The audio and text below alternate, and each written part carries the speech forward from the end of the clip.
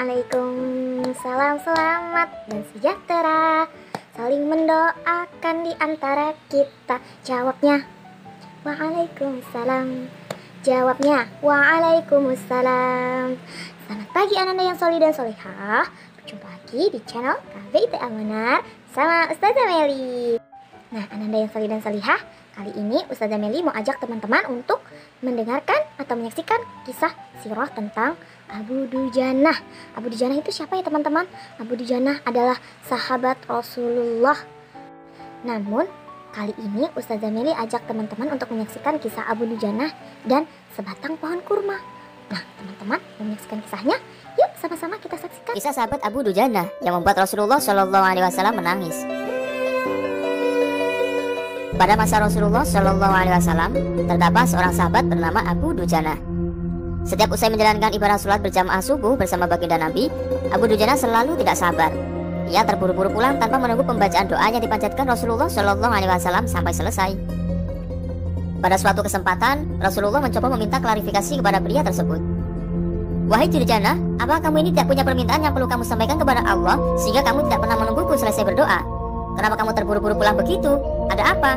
Tanya Nabi. Abu Dujanah menjawab, "Anu Rasulullah, kami punya satu alasan." "Apa alasanmu? Coba kamu utarakan," perintah baginda Nabi. "Begini," kata Abu Dujanah mulai menguraikan jawabannya. "Rumah kami berdampingan persis dengan rumah seorang laki-laki. Nah, di atas pekarangan rumah milik tetangga kami ini terdapat satu pohon kurma yang menjulang. Dahannya menjuntai ke rumah kami. Setiap kali ada angin tertiup di malam hari, kurma-kurma tetanggaku tersebut saling berjatuhan, mendarat di rumah kami. Wahai Rasulullah, kami sekeluarga adalah orang yang tak berpunya. Anakku sering kelaparan, kurang makan. Saat anak-anak kami bangun, apapun yang didapat mereka makan. Oleh karena itu setelah selesai sholat, kami bergegas segera pulang sebelum anak-anak kami tersebut terbangun dari tidurnya.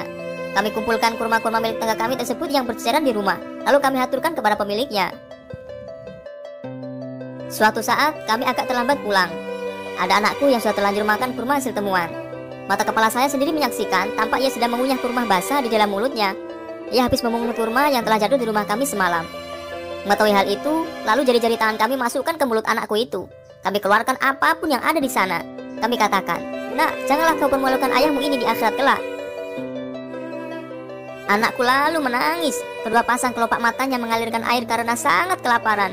Wahai baginda Rasul, kami katakan kembali kepada anakku itu, 'Hingga nyawamu lepas pun aku tidak akan rela meninggalkan harta haram dalam perutmu. Seluruh isi perut yang haram itu akan aku keluarkan dan akan aku kembalikan bersama kurma-kurma yang lain kepada pemiliknya yang berhak.' Pandangan mata Rasulullah Shallallahu Alaihi Wasallam sontak berkaca-kaca. Lalu butiran air mata mulianya berderai begitu deras. Baginda Rasulullah Muhammad Shallallahu Alaihi Wasallam lalu mencoba mencari tahu siapa sebenarnya pemilik pohon kurma yang dimaksud Abu Dujanah dalam kisah yang ia sampaikan di atas. Abu Dujanah pun kemudian menjelaskan bahwa pohon kurma tersebut adalah milik seorang laki-laki munafik. Tanpa basa-basi, baginda Nabi mengundang pemilik pohon kurma tersebut. Lalu Rasulullah mengatakan, "Bisakah tidak jika aku meminta kamu menjual pohon kurma yang kamu miliki itu? Aku akan membelinya dengan 10 kali lipat dari pohon kurma itu sendiri."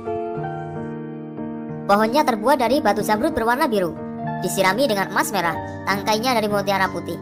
Di situ tersedia bidadari yang cantik jelita sesuai dengan hitungan buah kurma yang ada. Begitu tawar Rasulullah Shallallahu Alaihi Wasallam. Pria yang dikenal sebagai seorang munafik ini lantas menjawab dengan tegas, "Saya tak pernah berdagang dengan memakai sistem jatuh tempo.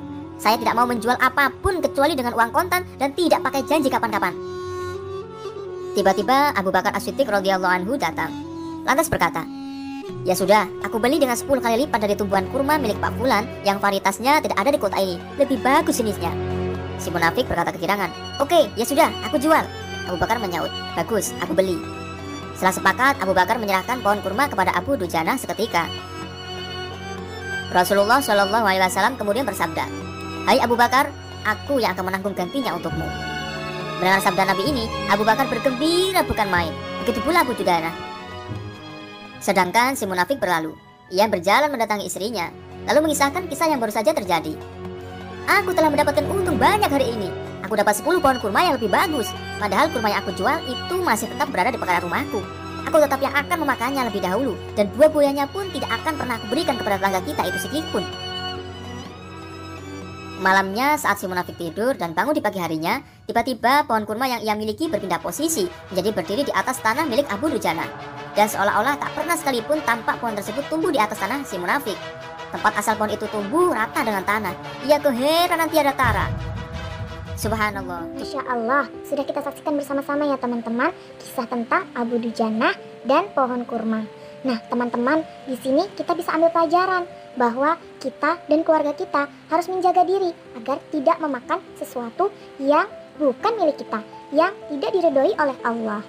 Lalu teman-teman, di sini juga kita bisa ambil pelajaran bahwa setiap kebaikan yang kita lakukan akan Allah lipat gandakan kebaikan balasan dari yang kita lakukan. Masya Allah.